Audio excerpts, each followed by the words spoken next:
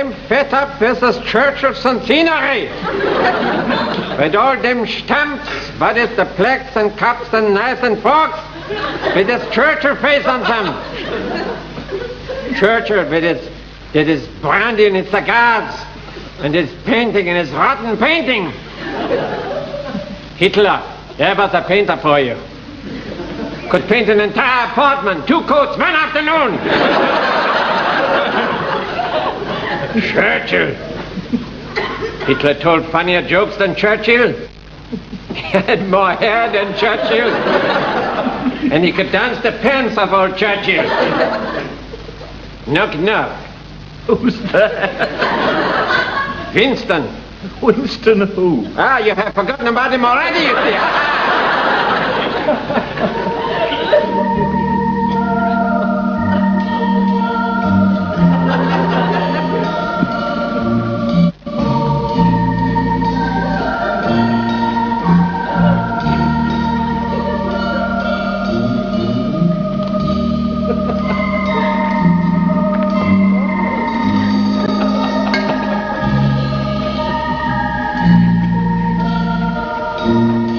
Kindly observe, ladies and gentlemen, that the handkerchief, there is nothing in it, yeah? Now look.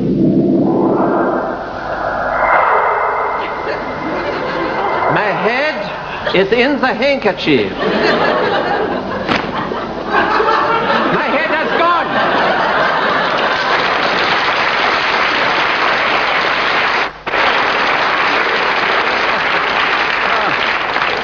You became, in fact, of course, first of all, before you became an actor, you became a musician, didn't you? You were a drummer of some note. Oh, you remember that? Yes, Yes, I remember that.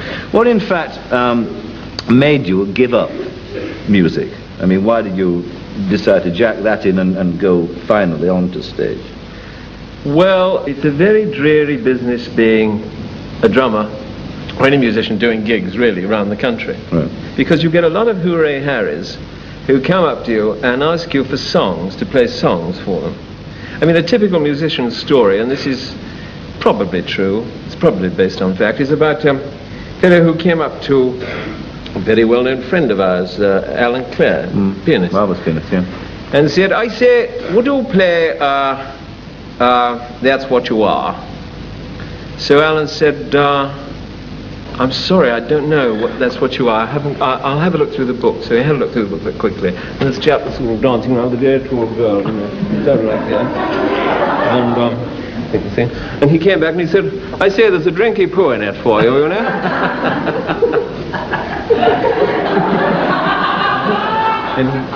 and he came back and he said, piano player.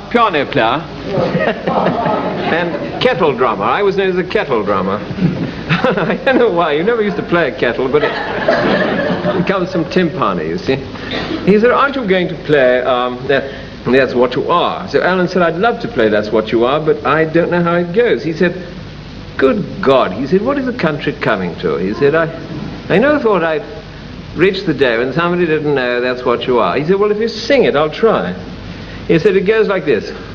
Unforgettable. Yes.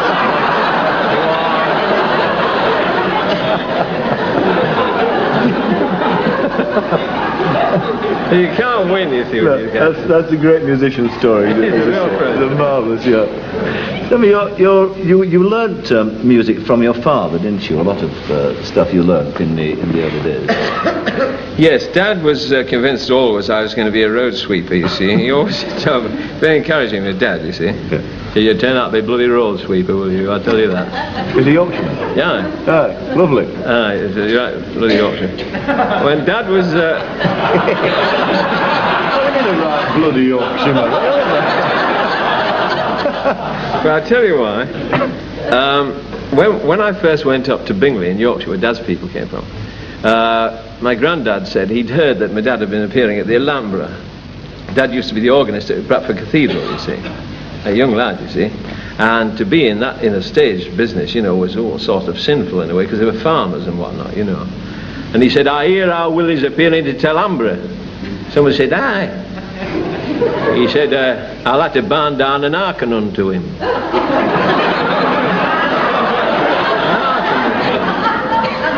going to need subtitles for this one. Yeah. And if we arrived on the 2 o'clock train, he'd write to make sure we got away on the 5. He says, a good train going at 5, We were never made very welcome in those days. It's very welcome indeed. It's a nice homely place to be. Can you remember a song that Dad taught you from those days? In fact, I know you can, because in fact you used the song in a film you did called The Optimist, didn't you? That your dad had taught you. Oh, yeah, right. Matter of fact, when Dad taught me to get this old Burst on the old banjo. burst on the banjo. Right. When Dad, my dog has fleas. Oh, that's funny. When he's teaching me to play the banjo, legend had it that he taught George Formby. I don't know whether he ever did, actually, but he used to boast about it. Anyway, he probably did, actually, because he was quite good on guitar and whatnot. He used to sing a little song. It's sort of very dated now, but it's quite, you know, sweet little thing, really.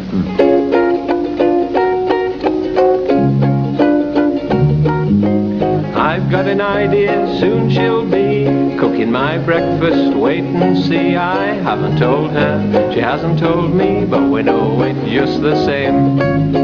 Saturday night on her city, oh what a time there's going to be. I haven't told her, hasn't told me, but we know it just the same. She still calls me mister, but she won't, I know she won't, after I've kissed her.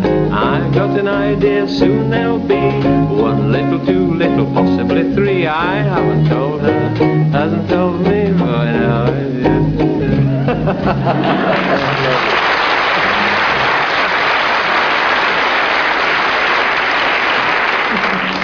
When in fact, about that time, you were talking about a period when you were appearing on stage and also on radio.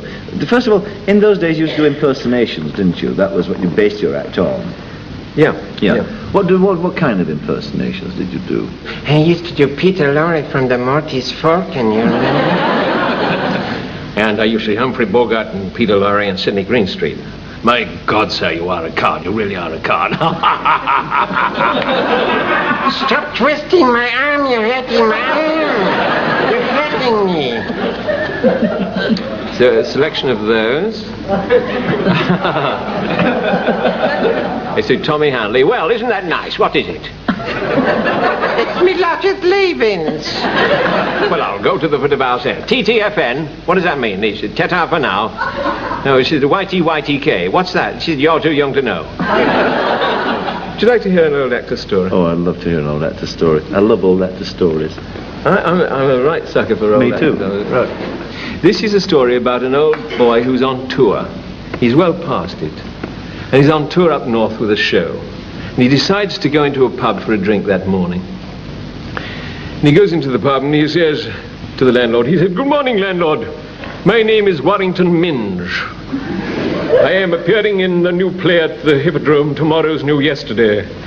And I was wondering if you could oblige me. I'll have a large Remy Martin, please, by cashing this small check. He said, I'm sorry, sir, I've been not seeing the notice. He said, what notice are you referring to? No checks cashed for theatrical. Ah, no, he said, I didn't notice that. I must admit, no. Make that lemonade shandy. I'll have a lemonade shandy. I'll call back for the Remy Martin. So he goes out of the pub into the butcher shop down the road. He said, good afternoon, Master Butcher. What a fine hygienic establishment you have here. All meat under cover, free from contamination by flies and other pests. My name is Warrington Minge. I am appearing at the Theatre Royal in a new play entitled Tomorrow's New Yesterday, and I was wondering whether you could oblige me with a few chops and a liver or something like that. This small cheque I have here, by cashing this... He said, I'm sorry, sir. You see, I'm not the owner here, but the owner was once taken on very badly by a theatrical. He said, no, don't bother to go into it. No, it's all right, no. If you can prepare a lean chopper, I'll call back for it later. He tries about 5 other shops, ending up at a Chinese laundry at the end of the street. Goes into the Chinese laundry, and they come out. Said, what a fine race of people, the Chinese. Many years I spent in your fine country in repertory. In Singapore, I remember, yes. My name is Warrington Minge. I am appearing in a new play at the Theatre Royal entitled Tomorrow's New Yesterday. And I was wondering whether you could oblige me by cashing this small check. He said, oh, so sorry, sir. We never cash check for theatricals. He said, then would you mind pressing the bloody thing?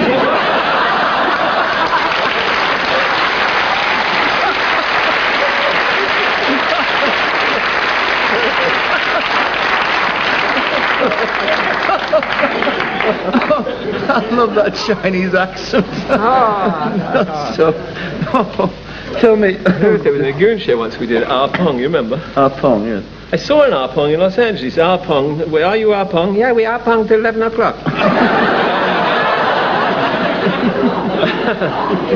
That was in the Street of 1,000 Dustbins. That was in the China story. Good luck, Milligan Seacombe. Where are you, folks? Tell me how you, talking about Milligan Seacombe, and which leads us naturally onto the Goons, how in fact did you get your job on the BBC?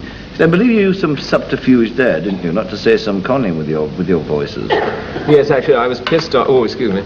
Anyway, Fed up.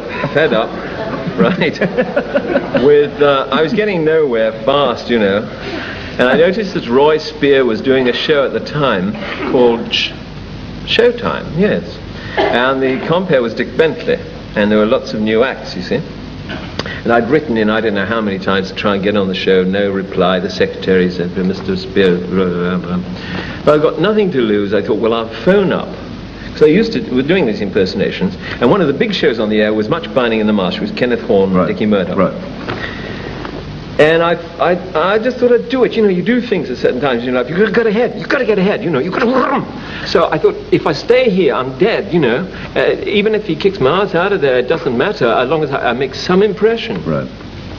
So I phoned up, and I thought, being a senior producer, Spear would probably know Horne and Murdoch, you see, who were very big then. And I thought, if I click with the secretary, I'll get through, right? So I said, hello, this is Ken Horne. There's Roy there. Now, once she said, oh, yes, she is Kenneth, I knew I was right.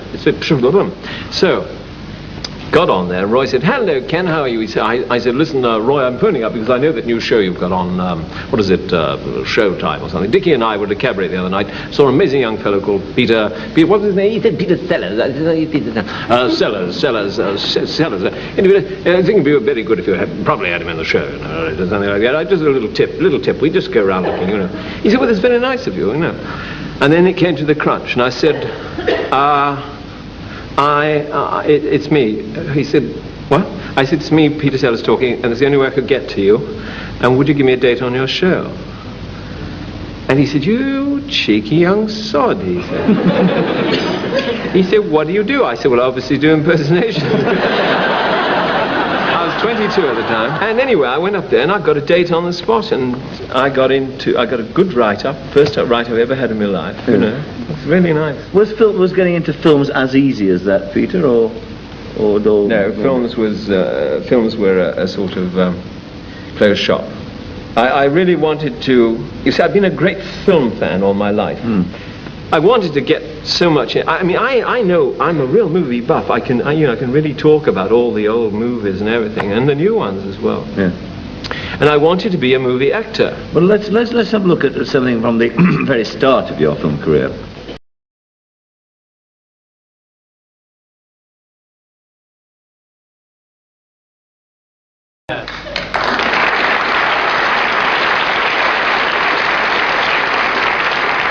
That was the film that sort of, you know, started you basically on your film career. But the thing, of course, that was happening to you before then, of course, it was probably one of the most significant things I know to you in your career, and that was the Goons, which I know that, I mean, wasn't just a passing phase in your career. It's something that you still very much adore. In fact, you look back on it with tremendous fondness and things like that. The happiest time in my life. Yes. And professionally in my life. Yes. And of course, you've brought out this book, which is the Book of the Goons, which in fact is the third. Yeah, this is the third one. This is the final one, I expect. Yes. And there's one marvellous thing in here, which I was going to ask you about the Goon voices and where they came from and this sort of thing. And in fact, in the book itself, we've got this marvellous little section, which I can find here, I think, which in fact is a sort of glossary, it's called, which lists all the voices and and tells you, defines them. It was quite. Could you in fact go through the ones that you yourself were involved with? Well, I have to tell you about them all, but I'll go through very quickly. Jim Spriggs, a kind of strangulated voice that Spike used, pronounced Jim. He was a hello Jim, hello Jim.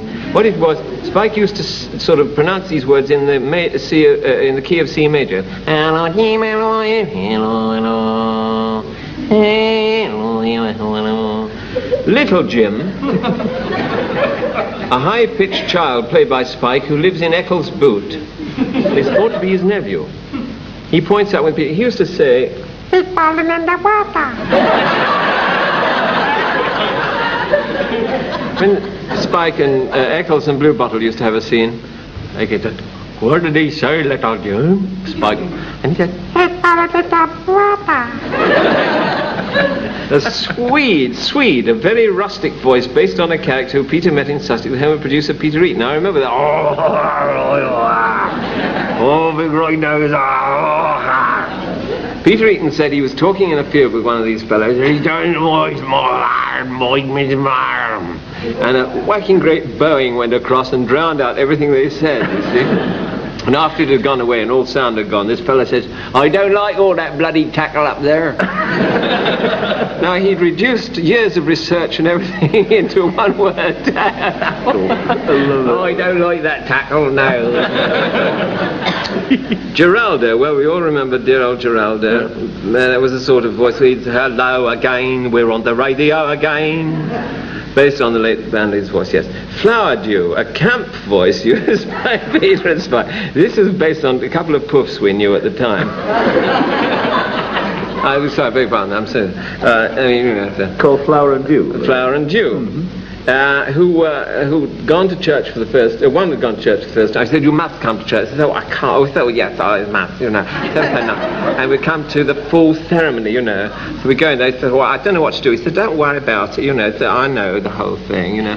They said, and the priest came in with a, incense, and he was waving around, all the smoke was coming out. He said, and they're walking down the aisle. The priest was walking down the aisle with the choir boys. And this other one, who didn't know much about it, rushed up to the priest, grabbed his arm, and he said, I say, do you realise your handbag's on fire?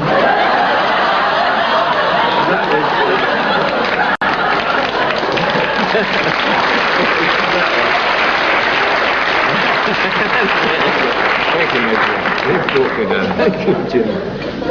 Ah, yes. I should be banned from everything soon. Banned from the East Finchley Boy Scouts Club. Yes. Terrible. Singe's lalkaka. Singe's thing. Singe's thing. That's what I like. Singe's thing. Oh! And two Hindus played by Peter and Spike. Well, now, Spike was born in India, as you know, and I spent about 3 years out there, so we started to bring this sound back. Now, a lot of people came back from India at that time and suddenly knew the sound very well, but couldn't, they hadn't heard anybody. What I want to know, sir, no, please, but it's so that was that. What do you mean that was that? Well, they became incredibly popular, those two. Fred Bogg, it said, a Cockney idiot played by Harry. Now, I can't remember Harry doing this. Harry used to do quite a few voices. I can't remember the Fred Bogg voice. I can't remember that one. Cyril, a friend of Spike and Peter. Cyril Waterman was a chap who used to live in these flats, And Cyril was the sort of fellow who had to do something before you had done it. Now, if we'd been to the Palladium to see a top of the bill, and we saw Sid Nerge last week, Cyril. He said, I've seen him. So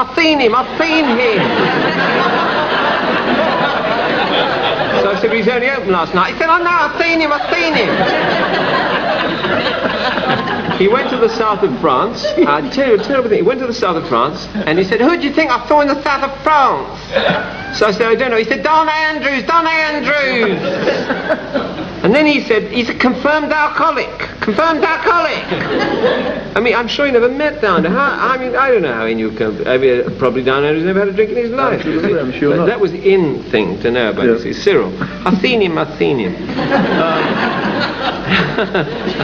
I wonder if he's listening tonight. It's funny. Listening. What am I talking? It's radio. It's television. Hearn salesman. Ernest Hearn, a solemn, humorless American announcer, voice used by me.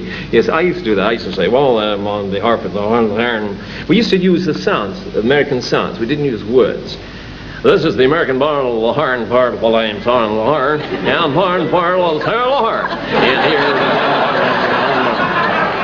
African chief, used or based on Big Chief Ray Ellington, bim bum balaboo. He was always chasing Bloodknock for, you know, very sort of naughty reasons, you know. He said, don't come in, Ellinger. Don't come in. Me won't come in, make you prisoner, Bloodknock. Come inside, me come in. And then as soon as he got in, Bloodknock would rush out the door and nail it up. Oh dear, a quavering duchessy voice used by Peter. Oh, I used to use a duchessy voice. I've always done that one. Oh, my dad. I know, dirty stuff, I can't tell. But, it was so terribly like that. They all live in Eaton Square or Belgrade Square. And they were so terribly like that. So terribly. They used to do a lot of it. When you work with somebody like Spike on a film or whatever, you've got a reputation of being a hell of a giggler, haven't you? I mean, you corpse on set and this sort of thing. Did you have that problem with Spike at all? Yes, but we usually laugh before it happens somehow or other. Other times, you know, I don't know, it's when the laughter gets over you or takes you over. Yes. Who are the other great gigglers, Peter, that you know about? Well, there's a lot of them in the business. O'Toole, you know, Peter O'Toole is a notorious giggler.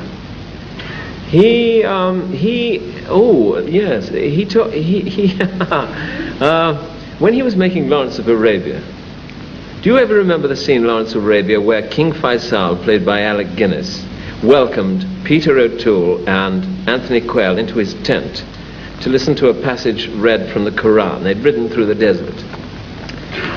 Now, O'Toole usually likes to have, or used to like to have anyway, you know, a bit of the old shampoo in the morning, and to sort of warm up.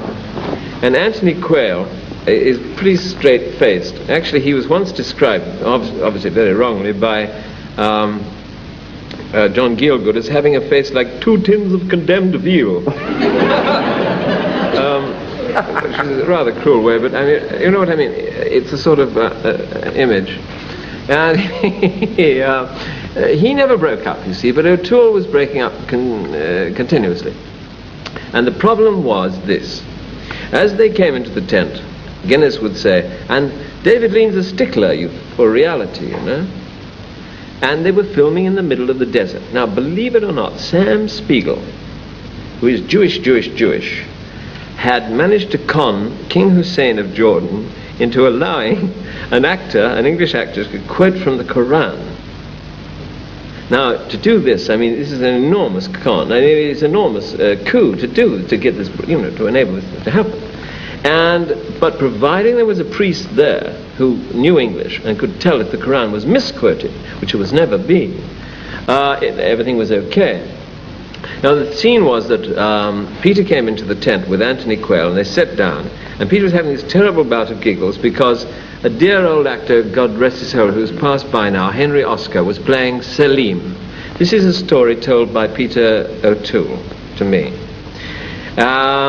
Couldn't remember the Quran, you see. I mean, there's masses of it, and he was quoting a section called The Brightness. And Alex said, welcome, Orans, welcome to my tent. Sit down. We're just in time to hear Selim quote from The Brightness. Selim, give us the brightness. Now, this had happened several times, and Henry Oscar couldn't remember The Brightness, you see. He'd get a few words into it, but being a pro, he'd carry on. Even if he dried up, he'd keep it going. That was the main thing. That wasn't good enough for the priest, you see. And there would be something said round the back, and they cut, you see. And O'Toole would get into a terrible state, and eventually, after 15 takes, Guinness, who'd been absolutely straight all this way, Alec Guinness said, "Gentlemen, gentlemen, we are all professionals, for God's sake. Let us remember we are professionals." So David Lean said, look, let's all cut for about 10 minutes, let's go out, have a smoke, walk around the tent. They were in the middle of the desert with lights inside the tent, on top of the heat already. You can imagine what it was like. Henry Oscar's beard that was stuck on with spirit gum was coming off in the edges and all. And he was getting very nervous by this time, you see. So they start to walk around the tent outside, and O'Toole's saying to himself, like we all do when these things happen, you know, "I must not laugh, I will not laugh, I cannot laugh. It's the end of my career. If I laugh again, I'm dead. I must not laugh, I will not laugh, I cannot laugh." Alec Guinness has another walk, you know. Alec Guinness walks like that. He says, "I hope they don't laugh."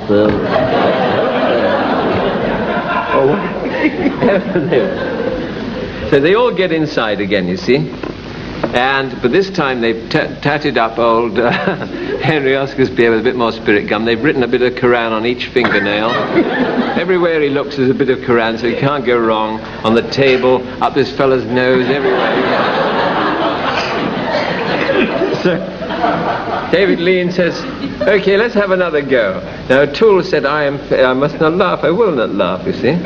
And he's all set. In comes with the condemned veal. He comes in the thing.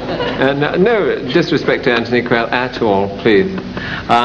He comes in the room, and Guinness says, David Lean says, "Action." In comes O'Toole, and Guinness says, "Welcome, Orange, welcome, welcome, welcome. We were just listening to Salim quoting from the Quran, from a selection called The Brightness. Please sit down with Captain so-and-so and listen." And now, and he turned round to Henry Oscar, who was all glued up and everything, and he said, "And now, Salim, give us the..."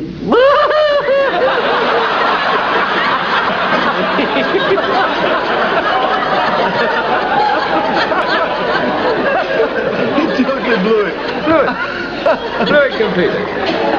Let's have a look at you now in a similar situation, blowing certain sequences. Taken from, in fact, two films that you made with another ace giggler called Blake Edwards. The first is Shot in the Dark, the other is Return of the Pink Panther. Don't be ridiculous. No. It's not up here again, I'm sorry. Look,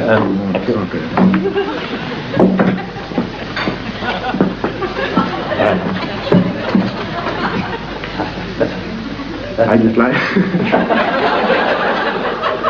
Then I submit, Monsieur Ballon, that you arrived home, found Maria Gambrelli with Miguel Ostos, and filled him in a writ of Fellas J.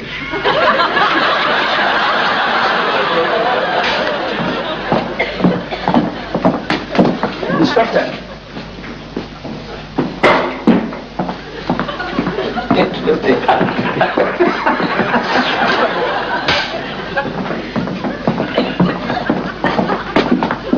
Inspector? Okay. The interesting museum, if you hear. Inspector! Yes. Better. Another Waiter.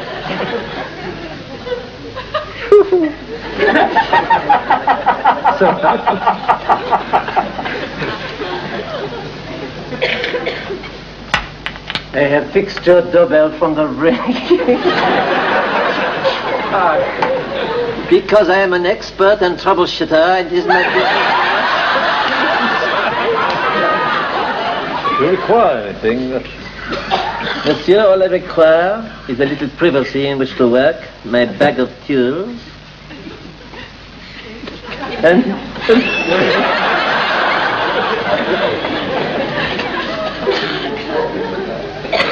It is my business to know. He is Sir Charles Phantom, the notorious... No.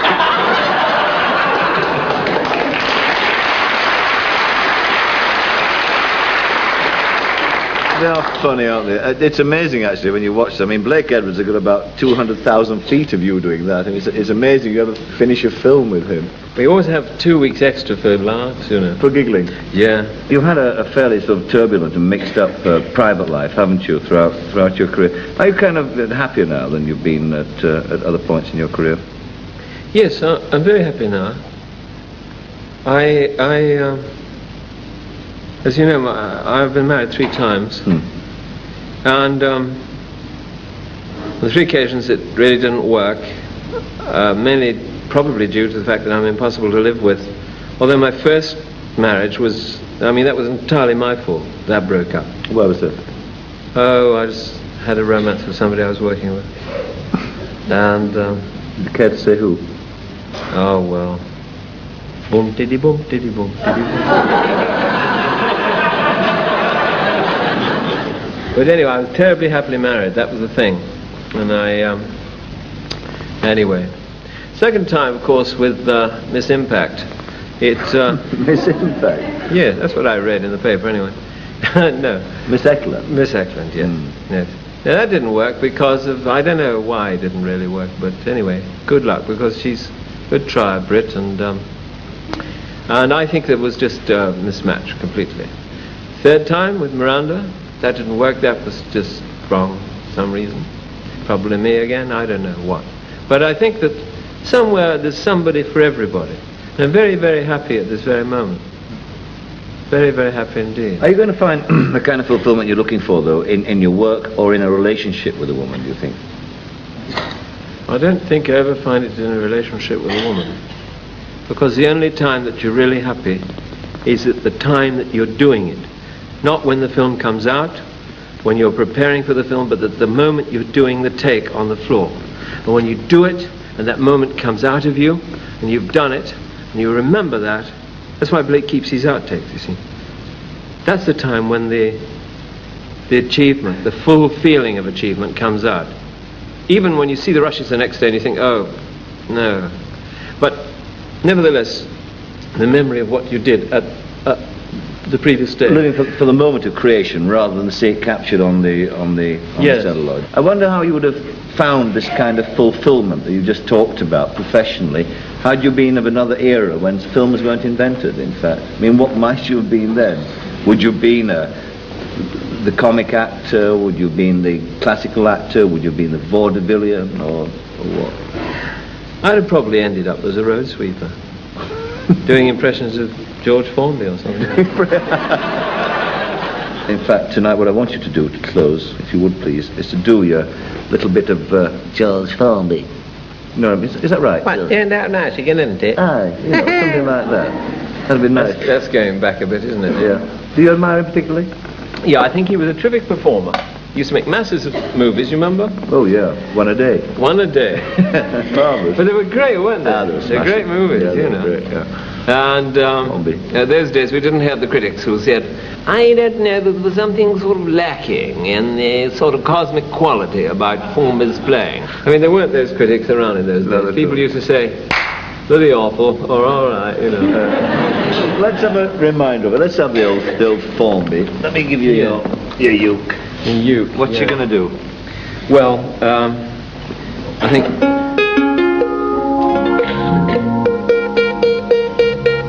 I take longer to tune up than Ravi Shankar, I might tell. What about when I'm cleaning windows? Why not? And why not? And why not? Why not? In the manner of George Formby. Turned out nice again, didn't it? 1, 2, 3,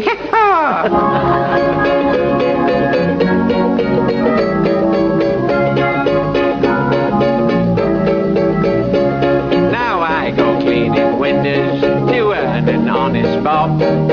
For a nosy Parker, it's an interesting job. Now it's a job that just suits me. A window cleaner you would be if you could see what I can see when I'm cleaning windows.